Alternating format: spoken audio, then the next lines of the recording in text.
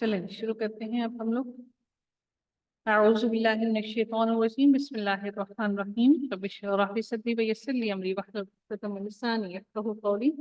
ربنا زدنا علما اللهم فقهنا فی الدین، آمین یا رب العالمین۔ آغاز ہوتا ہے ہمارے آیت نمبر 43 سے، اور رکوع نمبر 13 کا آغاز ہوتا ہے۔ اللہ تعالیٰ ارشاد فرماتے ہیں عفا اللہ عنک، اللہ تعالیٰ نے تجھے معاف فرما دیا۔ اللہ تعالیٰ یہ کس کو کہہ رہے ہیں؟ نبی کریم صلی اللہ علیہ وآلہ وسلم کو کہہ رہے ہیں۔ ہم جانتے ہیں کہ اس کے اندر ہم لوگ پڑھ رہے تھے اس جنگ کے دوران کے بارے میں، جو جنگ تبوک کے بارے میں، جو کہ مسلمانوں کے اور یہودیوں کے درمیان میں مسلمانوں اور عیسائیوں کے درمیان میں ہوئی تھی، اور جو کہ روم کی عیسائی بادشاہ ہرکل کی وجہ سے جو جنگ ہوئی تھی، اس جنگ کی بات ہو رہی ہے۔ تو یہ جنگ نبی صلی اللہ علیہ وسلم نے کہا تھا تمام صحابہ کو، تمام مسلمانوں کو، مومنین کو، کہ اس جنگ میں لازمی شرکت کریں، کیونکہ یہ جنگ اس وقت کافروں کے ساتھ نہیں بلکہ اہل کتاب کے ساتھ ہی جنگ تھی، اور حق اور باطل کو الگ کرنا بھی لازم تھا۔ اور یہ ایک بہت بڑی جنگ تھی، جو کہ اس وقت عیسائی بہت بڑی تعداد میں تھے جو مسلمانوں سے جنگ کرنے کے لیے آ رہے تھے، اور یہ ایک بہت بڑی آزمائش بھی تھی مسلمانوں کے لیے۔ تو اللہ تعالیٰ یہاں پر ارشاد فرماتے ہیں کہ نبی کریم صلی اللہ علیہ وآلہ وسلم سے آ کر کچھ لوگوں نے اپنی مجبوریاں بیان کی کہ ہم اس وجہ سے جنگ پر نہیں جا سکتے ہیں۔ تو نبی کریم صلی اللہ علیہ وآلہ وسلم نے اس کو پسند نہیں کیا، اور اللہ تعالیٰ پھر ان کو فرماتے ہیں یہاں پر کہ عفا اللہ عنک، کہ اللہ تعالیٰ نے آپ کو معاف فرما دیا، یعنی کہ معاف کر دیا اللہ تعالیٰ نے آپ کو۔ کس وجہ سے معاف کر دیا؟ کہ لما اذنت لهم حتى يتبين لك الذين صدقوا وتعلم الكاذبين، اس وجہ سے کہ تو نے انہیں کیوں اجازت دے دی بغیر اس کے کہ تیرے سامنے سچے لوگ کھل جائیں اور تو جھوٹے لوگوں کو بھی جان لے۔ اس سے مراد کیا ہے کہ نبی صلی اللہ علیہ وسلم کو کہا جا رہا ہے کہ جہاد میں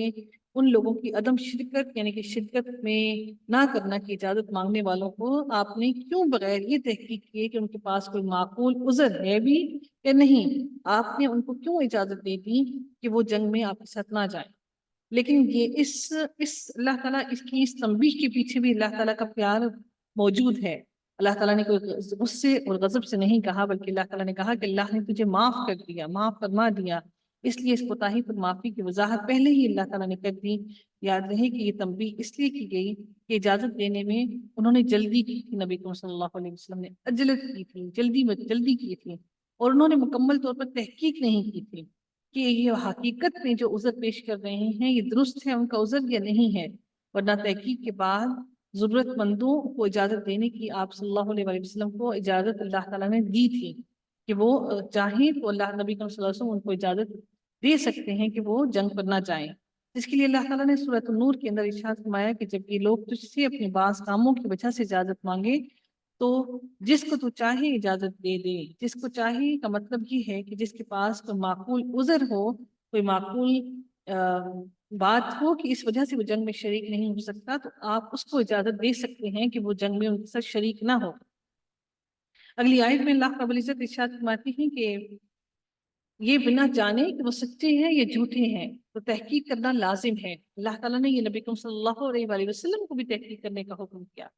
نبی کائنات ارشاد فرماتے ہیں کہ لا یستأذنک الذین یؤمنون باللہ والیوم الآخر ان یجاہدوا باموالہم وانفسہم واللہ علیم بالمتقین۔ رب کائنات ارشاد فرماتے ہیں کہ اللہ تعالیٰ پر اور قیامت کے دن پر ایمان اور یقین رکھنے والے تو مالی اور جانی جہاد سے رک رہنے کی کبھی بھی تجھ سے اجازت طلب نہیں کریں گے۔ آپ سے وہ کبھی بھی اجازت طلب نہیں کریں گے جن کو یوم آخر پر ایمان ہوگا، اور وہ اپنی جانوں کے سلسلے میں تم سے جانوں کے بارے میں بھی اور اموال کے بارے میں بھی جہاد کرنے میں تمہارے ساتھ شامل رہیں گے۔ اس سے مراد یہ ہے کہ یہ مخلص ایماندار لوگوں کا کردار اللہ تعالیٰ نے یہاں پر کھول کر بیان کر دیا ہے، بلکہ ان کی جو عادت ہے اللہ تعالیٰ نے وہ بھی بیان کر دی، بلکہ ان کا ذوق اور شوق بھی بیان کر دیا کہ وہ ہر لحاظ سے اپنی تمام تر چیزوں کے ساتھ جہاد میں شامل ہونا چاہتے ہیں۔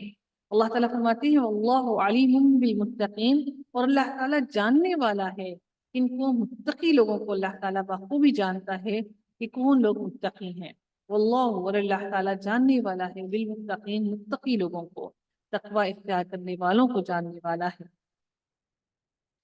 انما یستأذنک انما یستأذنک، اللہ تعالیٰ مزید ارشاد فرماتے ہیں یہ اجازت مجھ سے وہی طلب کرتے ہیں، یعنی کہ ہم تمہارے آپ سے سوال صرف وہی کرتے ہیں،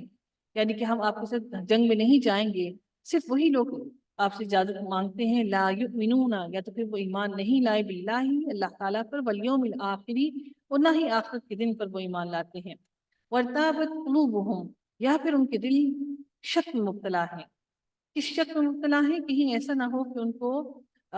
کو شکست ہو جائے، کہیں ایسا نہ ہو کہ وہ ان کا مال اسباب سب کچھ لٹ جائے، کہیں ایسا نہ ہو کہ وہ مر جائیں،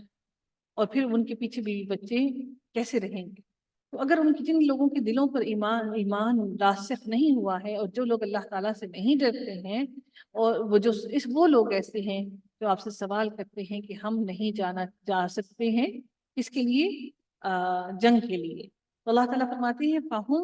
فَهُمْ فِي غَيْبِهِمْ يَتَرَدَّدُونَ، کیوں؟ اس وجہ سے کہ ان کے دلوں میں سخت قسم کا شک ہے، جس کے دلوں میں ان کے دل دوڑے رہے ہیں، ان کے دلوں میں شک دوڑ رہا ہے، شک گھوم رہا ہے ان کے دلوں میں۔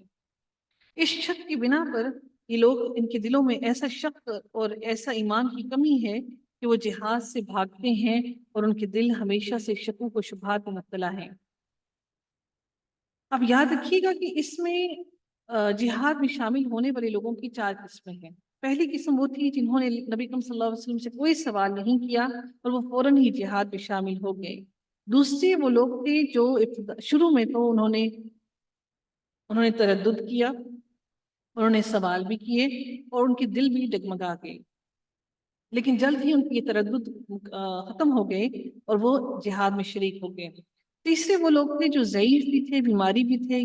بھی تھے، یا سواری اور صرف خرچ نہ ہونے کی وجہ سے وہاں نبی کریم صلی اللہ علیہ وسلم کے ساتھ جانے سے معذور تھے، اور جنہیں خود اللہ تعالیٰ نے بھی اجازت دے دی تھی کہ وہ اگر نہ بھی جائیں تو ان کے لیے کوئی گناہ نہیں ہے۔ اور چوتھی قسم وہ ہے جو محض کاہلی کی وجہ سے شریک نہیں ہونا چاہتے تھے، اور ان کے ایمان بہت کمزور تھے، اور وہ سستی میں تھے کہ اتنی گرمی میں ہم کیسی جنگ کے لیے نکلیں۔ جب نبی اکرم صلی اللہ علیہ وآلہ وسلم واپس آئے تو انہوں نے اپنے گناہ کا اعتراف کر کے اپنے آپ کو توبہ اور سزا کے لیے پیش کر دیا۔ ان کے علاوہ باقی منافقین اور ان کے جاسوس تھے جو نبی اکرم صلی اللہ علیہ وسلم کے ساتھ شامل تھے، تو وہ بتاتے ایسے تھے کہ ہم تو مسلمان ہیں، لیکن در حقیقت وہ منافق بھی تھے اور کافروں کے جاسوس تھے جو مسلمانوں کے ساتھ نہیں گئے جنگ کے لیے۔ تو یہاں پر جو بات کی جا رہی ہے اس آیت کے اندر، یہاں پر وہ بات کی جا رہی ہے، پہلے اس گروہ کی بات کی جا رہی ہے، پہلے گروہ اور منافقین کا ذکر ہے۔ مسلمانوں کی باقی ساری قسموں کا ذکر، جو باقی قسم کے مسلمان ہیں، اس کو ہم انشاءاللہ باقی ڈیٹیل میں آگے اگلی آیتوں میں پڑھیں گے کہ ان مسلمانوں کے بارے میں اللہ تعالیٰ نے کیا فرمایا۔ اب یہاں پر وہ مسلمان کا ذکر ہے کہ وہ جن کے دلوں میں ایمان پوری طرح سے راسخ ہے، وہ آپ سے بار بار اجازت نہیں مانگتے ہیں، لیکن وہ جن کے دلوں میں شکوک مبتلا ہیں، وہ آپ سے بار بار پوچھتے ہیں کہ ہم کیسے چلیں آپ کے ساتھ۔ اللہ تعالیٰ مزید ارشاد فرماتے ہیں کہ وَلَوْ أَرَادُوا الْخُرُوجَ لَأَعَدُّوا لَهُ عُدَّةً وَلَكِنْ كَرِهَ اللَّهُ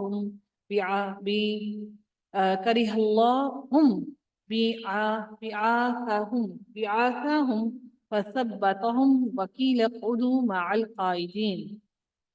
اللہ رب العزت ارشاد فرماتے ہیں یہاں پر کہ اگر ان کا ارادہ جہاد کے لیے نکلنے کا ہوتا تو وہ اس سفر کے لیے سامان کی تیاری پہلے سے کر لیتے۔ اب وہ کہہ رہے ہیں کہ ہمارے پاس کچھ ہے نہیں، در حقیقت ان کے پاس کچھ، وہ ان کے ایمان ہی نہیں ہے، ان کے دل ہی نہیں مانتے، اس وجہ سے ان کی کوئی تیاری پہلے سے ہے ہی نہیں، اور اس وجہ سے وہ جھوٹ بول رہے ہیں کیونکہ ان کی تیاری ہے نہیں اور ان کا دل نہیں مانتا۔ لیکن اللہ نے ان کا اٹھنا ہی پسند نہیں کیا، ولیکن کری اللہ تعالیٰ نے ناپسند کیا ہے ان کا اٹھنا ہی، کہ وہ اللہ تعالیٰ پسند ہی نہیں کہ اللہ تعالیٰ نے اللہ تعالیٰ نے ان کا اٹھنا ہی نہیں پسند کیا کہ وہ اٹھ سکتے۔ اور اللہ تعالیٰ نے یہ بھی فرما دیا کہ اور اس لیے انہیں حرکت سے ہی اللہ تعالیٰ نے روک دیا کہ وہ اٹھیں اور نبی کریم صلی اللہ علیہ وسلم کے ساتھ چلیں، کیونکہ ان کے دلوں میں پہلے ہی نفاق موجود تھا۔ وَقِيلَ اقْعُدُوا مَعَ الْقَاعِدِينَ، اللہ تعالیٰ فرماتے ہیں کہ اور کہہ دیا گیا کہ تم بیٹھنے والوں کے ساتھ بیٹھے ہی رہو، یعنی کہ یہ اللہ تعالیٰ کی مشیت الہی تھی کہ جو تقدیر میں ان کے لکھ دی گئی تھی کہ وہ جنگ میں شریک نہیں ہوں گے اور وہ ان ساری بھلائیوں سے محروم ہو جائیں گے، اس لیے وہ وہیں پر بیٹھے رہ گئے اور وہ نبی کریم صلی اللہ علیہ وسلم کے ساتھ جنگ کے لیے نہیں نکلے۔ اللہ تعالیٰ مزید ارشاد فرماتے ہیں کہ ان کے یہاں پر تمہارے ساتھ جنگ میں نہ نکلنے کے پیچھے بھی کتنی اہم بات تھی اور کتنا فائدہ ہے، کیوں وہ نہیں نکلے۔ تو اس کے بارے میں اللہ تعالیٰ ارشاد فرماتے ہیں کہ لو خرجوا فیکم ما زادوکم الا خبالا، کہ اگر وہ آپ کے ساتھ نکل بھی جاتے، آپ کے ساتھ جنگ میں شریک ہو بھی جاتے، اگر یہ تم میں مل کر نکلتے بھی تو تمہارے لیے سپائے فساد کے اور کوئی چیز بھی نہ بڑھاتے۔ یہ خرجوا فیکم ما زادوکم الا خبالا، کہ وہ تمہارے لیے فساد کو صرف اور صرف فساد کو ہی زیادہ اس کو ہی فتنے کو ہی زیادہ کرتے۔ او او اوزعوا خلالکم یبغونکم الفتنہ، اور اللہ تعالیٰ مزید ارشاد فرماتے ہیں بلکہ یہ تمہارے درمیان بھی خوب گھوڑے دوڑا دیتے، گھوڑے دوڑا دیتے، یعنی کہ کس چیز کے گھوڑے دوڑا دیتے؟ گھوڑے فتنے کے دوڑے، یعنی کہ بہت تیزی سے تمہارے درمیان میں کوئی چھوٹی سی بات ہوتی تو اس کو سارے لوگوں کے بیچ میں پھیلا دیتے، کہ وہ تمہارے درمیان میں فتنے کو اتنا پھیلا دیتے کہ تم ہی آپس میں ایک دوسرے کے دشمن بن جاتے ہیں۔ اللہ تعالیٰ فرماتے ہیں کہ وَفِيكُمْ سَمَّعُونَ لَهُمْ، اللہ رب العزت ارشاد فرماتے ہیں کہ ان کے ماننے والے ان کے ماننے والے خود بھی تم میں موجود ہیں۔ وَفِيكُمْ سَمْعُونَ، ان کے سننے والے، ان کے ماننے والے بھی تم میں موجود ہیں، یعنی کہ فتنے والے لوگ تمہارے اندر ہی بیٹھے ہوئے ہیں اور تمہیں اس چیز کا علم نہیں ہے کہ کون سے لوگ فتنے والے ہیں۔ در حقیقت اللہ تعالیٰ نے منافقوں کو مسلمانوں سے الگ بھی کرنا لازم تھا، تو اس کے پیچھے ایک آزمائش مسلمانوں کی یہ بھی تھی۔ اللہ تعالیٰ فرماتے ہیں واللہ علیم بالظالمین، اور اللہ تعالیٰ ان ظالموں کو خوب جانتا ہے جو مسلمانوں کے لیے فتنے کو گھڑ رہے ہیں اور پھیلا رہے ہیں۔ اللہ تعالیٰ مزید ارشاد فرماتے ہیں لَقَدِ ابْتَغَوُا الْفِتْنَةَ مِنْ قَبْلُ وَقَلَّبُوا لَكَ الْأُمُورَ حَتَّى جَاءَ الْحَقُّ وَظَهَرَ أَمْرُ اللَّهِ وَهُمْ كَارِهُونَ۔ اللہ تعالیٰ ارشاد فرماتے ہیں کہ یہ تو اس سے پہلے بھی فتنے کی تلاش کرتے رہے ہیں اور تیرے لیے کاموں کو الٹ پلٹ کرتے رہے ہیں، نبی اکرم صلی اللہ علیہ وسلم کے کاموں کو ادھر ادھر کرتے رہے تاکہ ان کے کام زیادہ مشکل ہو جائیں۔ قلبو، الٹ پلٹ کرتے رہے، لکل امور، ان کے تمام کام کو، حتی جاء الحق، یہاں تک کہ حق بھی ان کے پاس آ گیا اور اللہ تعالیٰ کا حکم غالب آ گیا، باوجود اس کے کہ وہ ناخوشی ہی میں رہے، یعنی کہ اللہ تعالیٰ نے ان کو غلبہ بھی دے دیا، نبی صلی اللہ علیہ وسلم کو ان کو اللہ تعالیٰ نے فتح بھی دے دی، اور ان کے دل ہمیشہ سے ہی اس فتنے کی وجہ سے